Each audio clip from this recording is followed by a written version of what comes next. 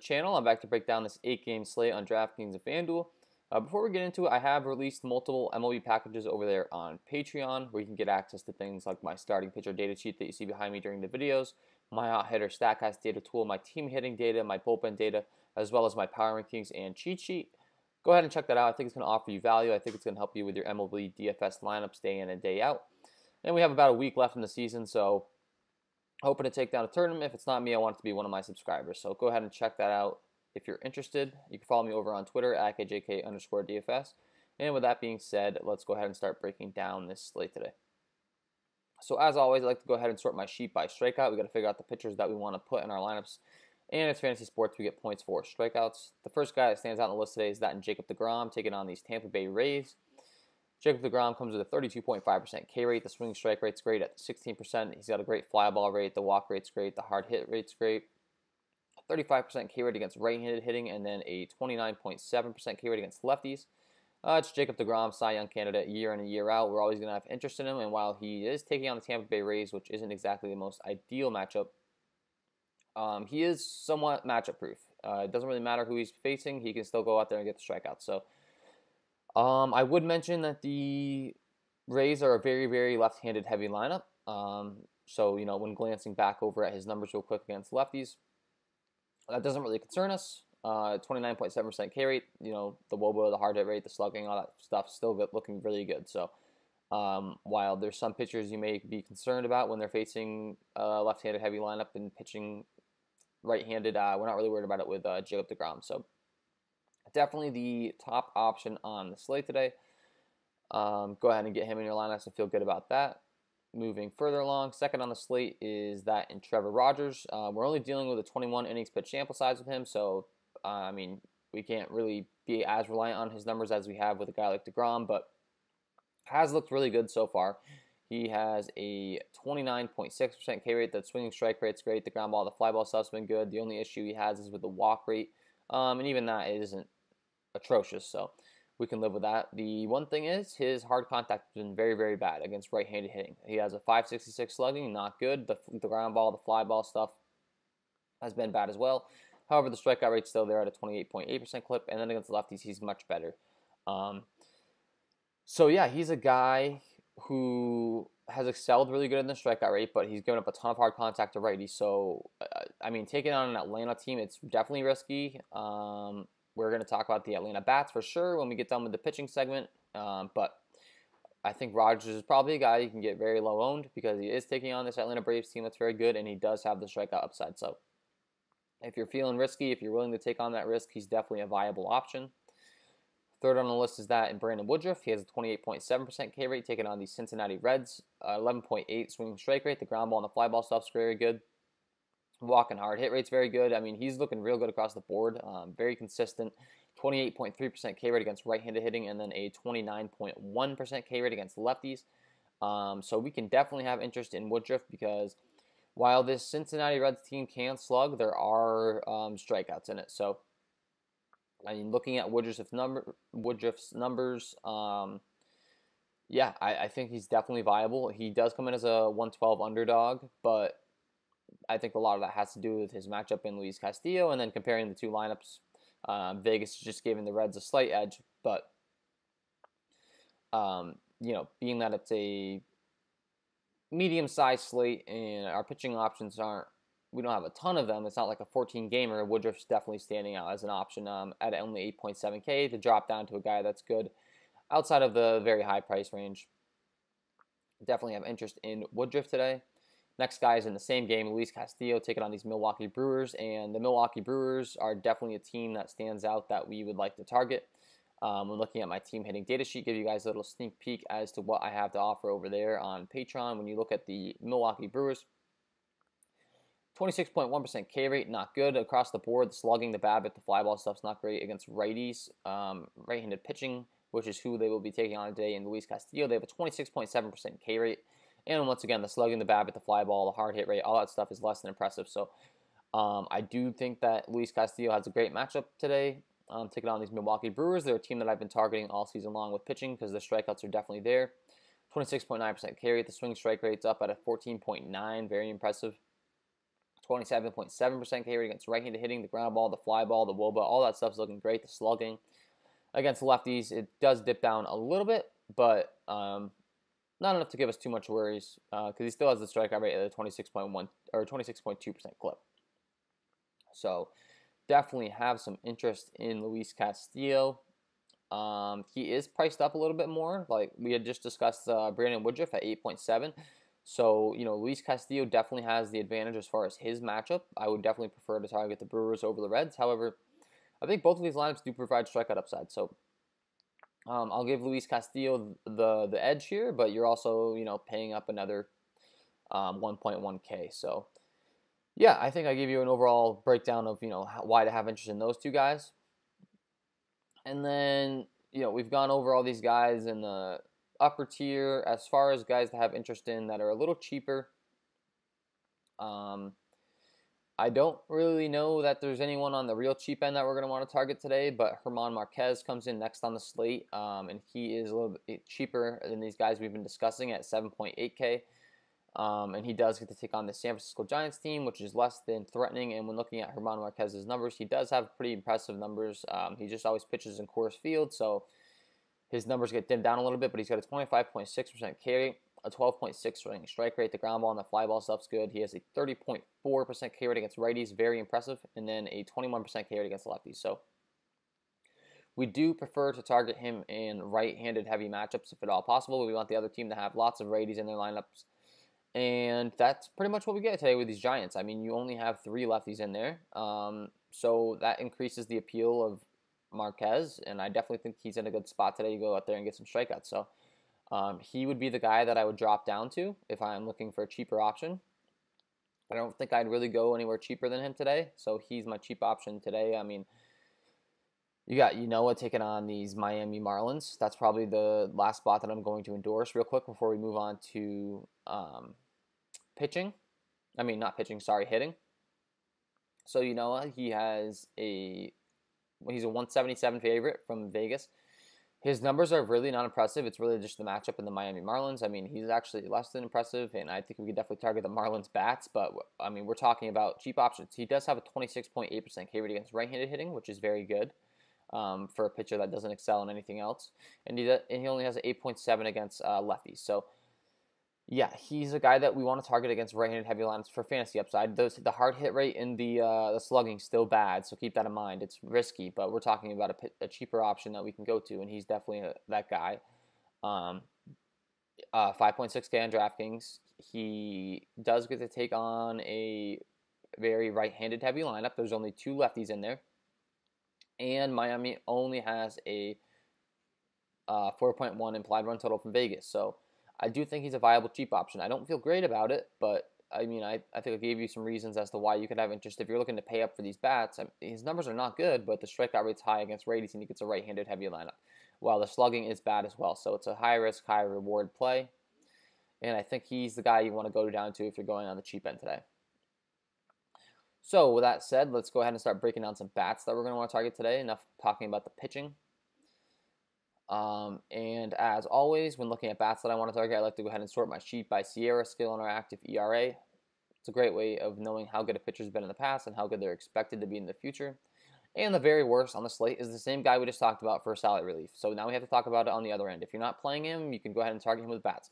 The Miami Marlins do only have a 4 implied run total, like I had said, but when you're looking at his numbers, we had mentioned his slugging against righties is very bad. It's a 5.51. His numbers against lefties aren't quite as bad. So while the strikeout rate's high against righties, he does give up hard contact. And then against lefties, it's still not good, but it's respectable. So we're breaking down. It's tough because they only have a 4.1 implied run total, and he is better against righties. So all the stuff we're talking about, it would say don't play them, but they probably will be low owned, and it's not like it has these impressive numbers. So I do think that Miami's a viable stack. They're not my top option of the slate, but I have to mention them real quick. Moving further along, Michael King taking the mound for the New York Yankees, pitching against the Toronto Blue Jays. His numbers have been very bad. He has an 18.1% K rate, not good, a 6.23 ERA, a 4.93 Sierra. Against righties, his numbers are actually, fairly impressive, being that we just looked at his splits or his numbers overall and how bad they were.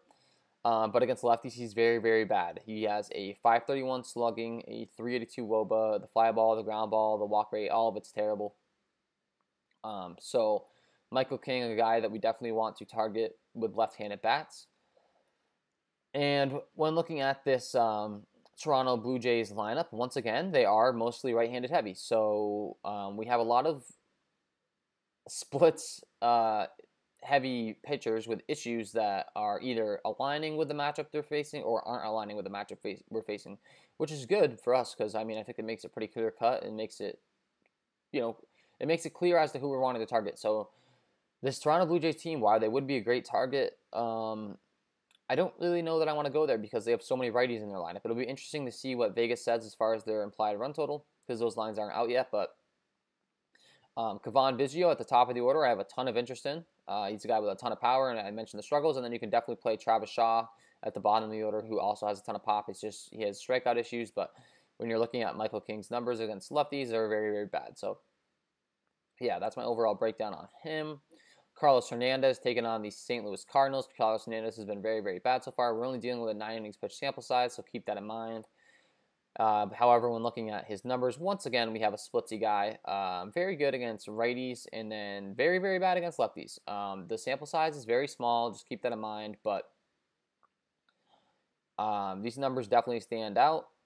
And I think maybe it's something we can hop on early. Maybe people aren't aware of the splits issues. I know, once again, limited sample size. I keep saying it, but I have to make sure that's clear. It's not like, he's been in the league forever, but I still have interest in these lefties because what we've seen so far, he's been real bad against them. So Colton Wong, Tommy Edman, Brad Miller, Matt Carpenter, all very high priorities today. They do have a 5.23 implied run total, so I think that this Cardinal stack is definitely an interesting one today.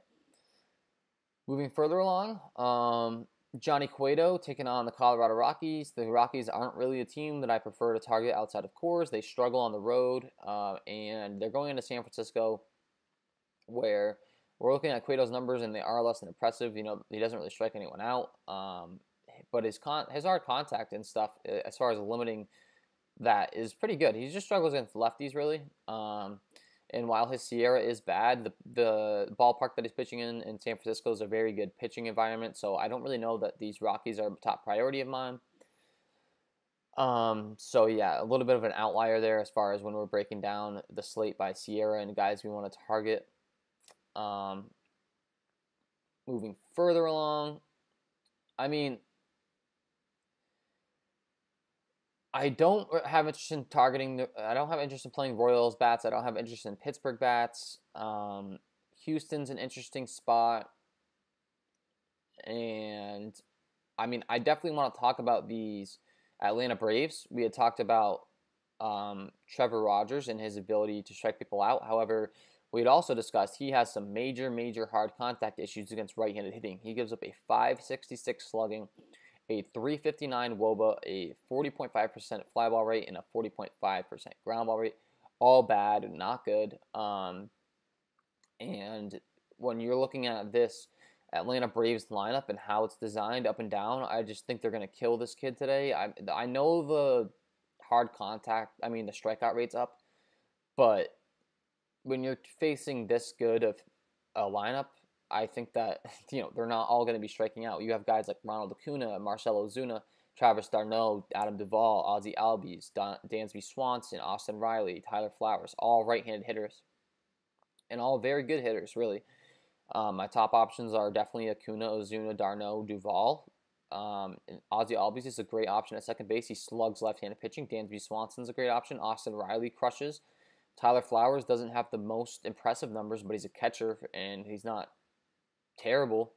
He fills in that catcher spot for you. So I have a feeling that this Braves stack is going to be very, very high owned on this slate, but for good reason, because when you're looking at the hard contact, it's just a scary good spot for them. So definitely have interest in the Braves.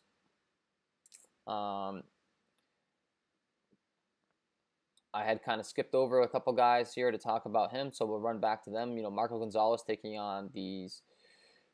We'll break down the three more spots. So The first spot is Marco Gonzalez taking on the Houston Astros. He's just below average in the K rate. The swinging strike rate, not good. The ground ball and the fly ball stuff's respectable, but still not good.